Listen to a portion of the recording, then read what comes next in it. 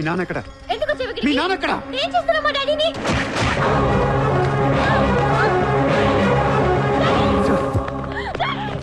Daddy!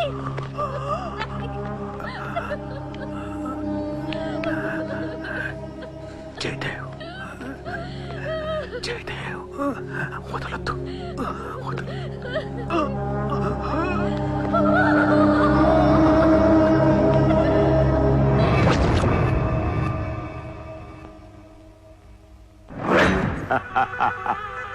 Gokhale పోయాక నన్ను ఇంకెవరేం చేయగలరు? ఎలక్షన్కి ముందే ఆ సూర్యగాడిని వేసేస్తే ప్రశాంతంగా ప్రమాణ స్వీకారం చేసుకోవచ్చు. ఘనపులేటి జయదేవ్ భారతదేశపు 14వ ప్రధానమంత్రి, prime minister of India.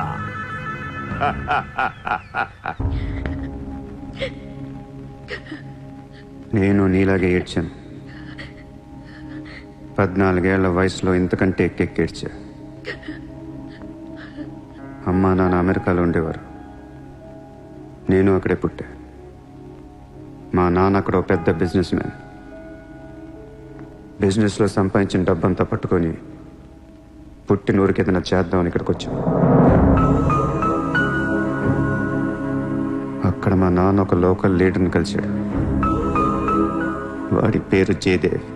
Trust open చేస్తున్నాను మా అమ్మ నాన్నలు నమ్మించి డబ్బంతా దోచుకొని నిర్దాక్షిణంగా చంపేశాడు. దారుణంగా కత్తులతో పొడిచి చంపేశాడు.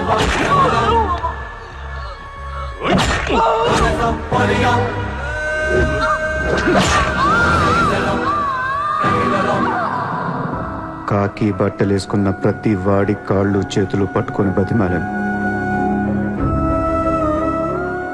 ఎవ్వడు నన్ను పట్టించుకోలేదు.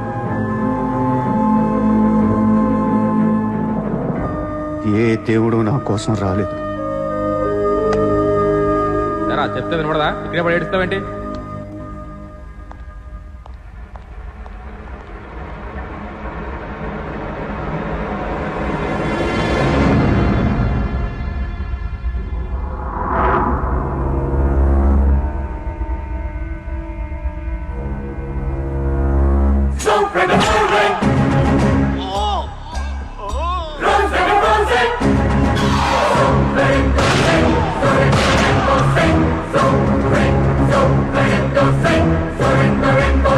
వీళ్ల కోసమా మా అమ్మా నాన్న అన్ని వదిలేసి వచ్చారా అనిపించింది.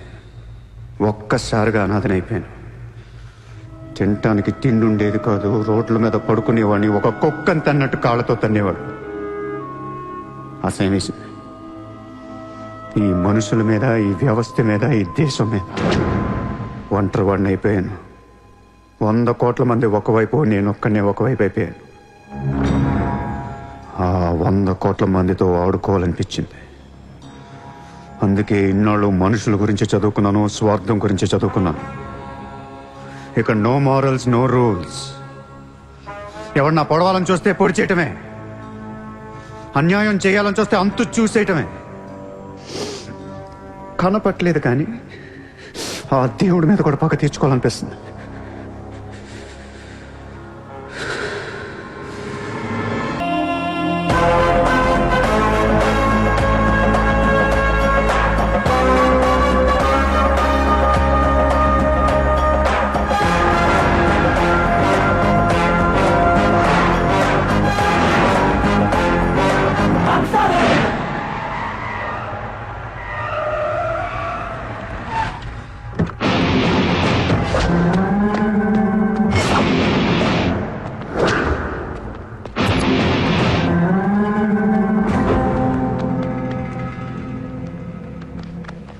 ఎరా, ఏం తెచ్చుకోలేదేంటి? ఎలాగో నీ దగ్గర ఉంటాయి కదా, వాడుకుంటాను. చా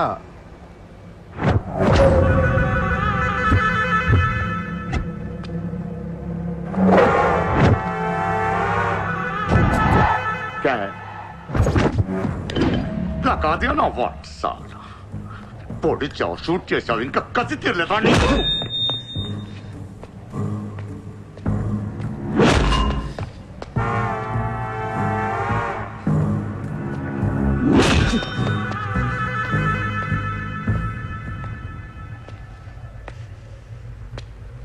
కొడుతుంటే ముందుకొస్తున్నావేంట్రా?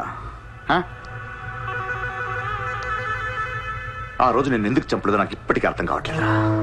కానీ ఆ రోజు నాకు మంచి జరిగింది. ఆ సింపతితో ఎమ్మెల్యేగా గెలిచాను, ఇంత ఎత్తుకి ఎదిగాను.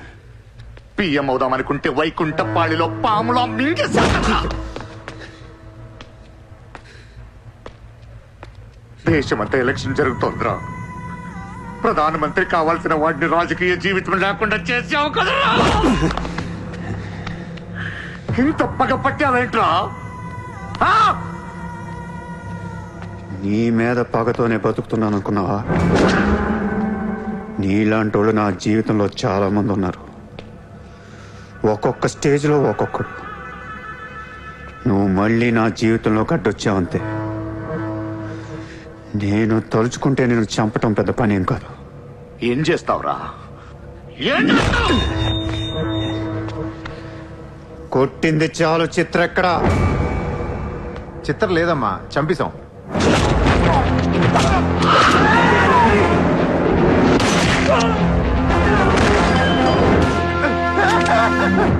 ఊరిని జోక్ చేశా. చిత్ర బతికి ఉంది. ఒక జోక్ వేస్తే 6 పోయారు ఇక్కడ. ఇలాంటి టైంలో జోక్ చేయకూడదు.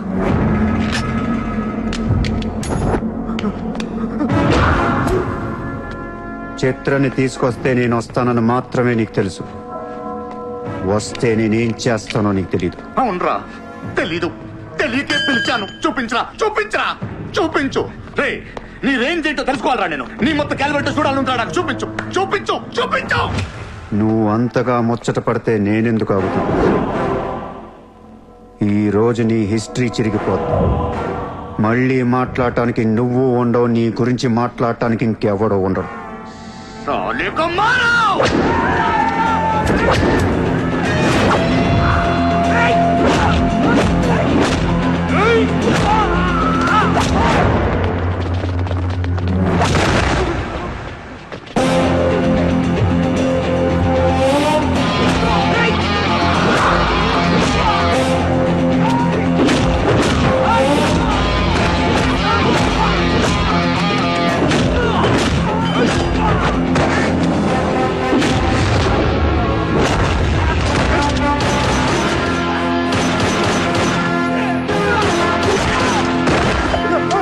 నోట్ చేయి.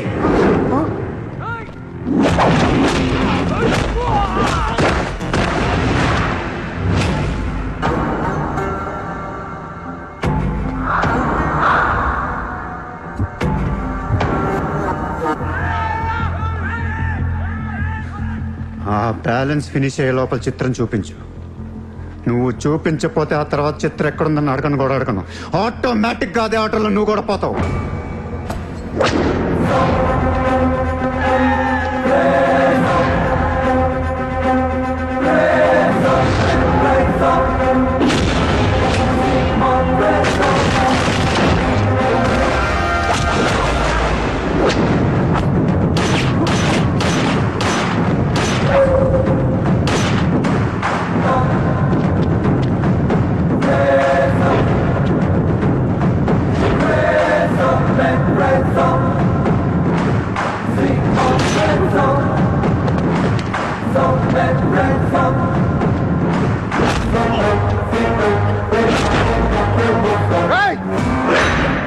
చంపేస్తావు, చంపేస్తా దీన్ని, చంపేస్తా. వదిలే.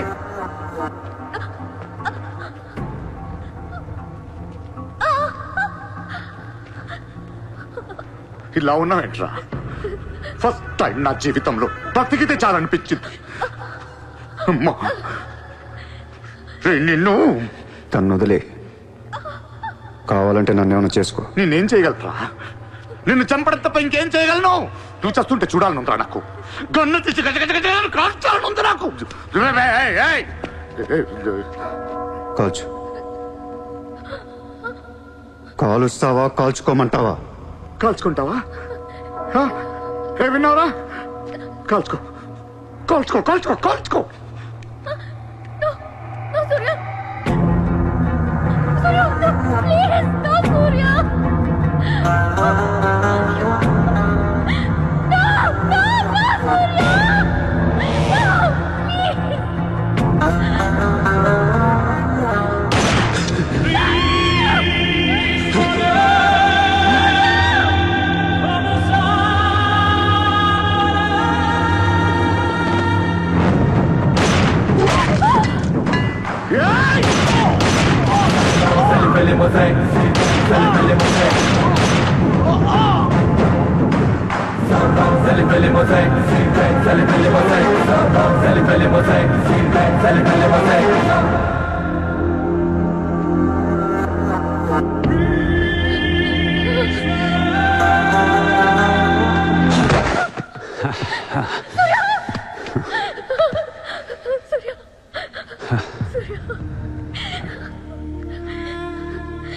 నేను లైఫ్లో అందరితో బిజినెస్ చేసి సక్సెస్ అయ్యాను, కానీ నీతో ఫెయిల్ అయ్యాను. I love you. నేను ఇంకా మోసం చేస్తున్నాను అనుకుంటున్నావు కదా? చచ్చిపోయేటప్పుడు ఎవడు అబద్ధం చెప్పడు.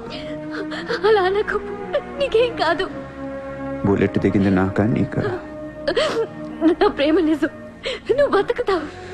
ఒకవేళ నేను పోతే వెళ్ళను గుడ్, కానీ నీ ప్రేమ నిజమై నేను బతికిపోతే ఇండియా తీర్చేస్తాను. భారతదేశపు 14వ ప్రధానమంత్రిగా గురు గోవింద్ పటేల్ రేపు ప్రమాణ స్వీకారం చేయనున్నారు. పదవి బాధ్యతలు స్వీకరించిన వెంటనే ఆయన ముంబై లీలావతి హాస్పిటల్లో కోలుకుంటున్న ప్రముఖ బిజినెస్ మ్యాన్ విజయ్ సూర్యన్ కలవడానికి వెళ్తున్నట్లు సమాచారం. జీవితంలో ఎన్నో కష్టాలు పడి ఈ రోజు సూర్య ఎక్స్పోర్ట్స్ అండ్ ఇంపోర్ట్స్ బిజినెస్ బ్యాంక్ల అధినేతగా ఎదిగారు. సాక్షాత్తు ప్రధానమంత్రి ఈ రోజు మిమ్మల్ని చూడడానికి వస్తున్నారు. ఈ సందర్భంగా యువతకు మీరిచ్చే సందేశం ఏంటి? మీరు అడుగుతున్నారు కాబట్టి చెప్తున్నాను. జీవితం అనేది ఒక యుద్ధం. దేవుడు మనల్ని వార్ జోన్లో పడేశాడు.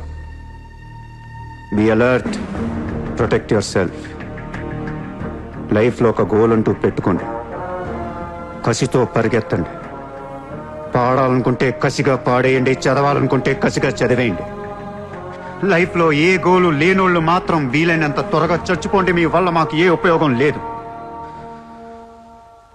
గుర్తుపెట్టుకో, నీకంటే తోపెవడు లేడిక్కడ. నీకేదనిపిస్తే వచ్చి ఎవడి మాట వినొద్దు, మనిషి మాట అసలు వినొద్దు. నీ టార్గెట్ 10 miles అయితే aim for the 11th mile. కార్తే దిమ్మ తిరిగిపోవాలి. చల్.